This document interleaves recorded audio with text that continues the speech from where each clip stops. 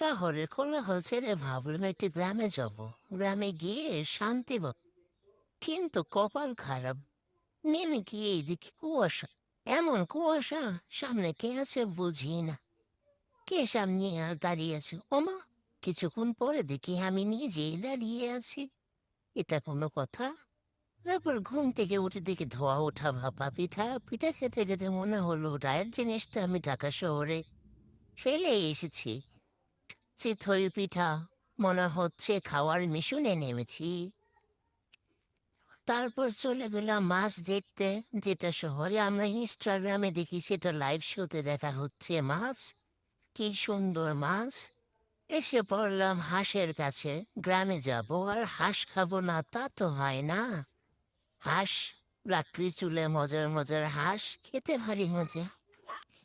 সেই মজার হাঁস, হাঁস রান্না করছে মামি। আমি রাতের রান্না হাঁস, খুব মজা। হাঁস খেতে খেতে চলে গেলাম আবার সেই শহরে। কান ভর্তি হর্ন, চোখ ভর্তি ইট পাথরের বিল্ডিং নিয়ে, আর মন ভর্তি চিতই পিঠা। বাবা পিঠার গান নিয়ে চলে যাচ্ছি শহরে। বাই বাই আমার প্রিয়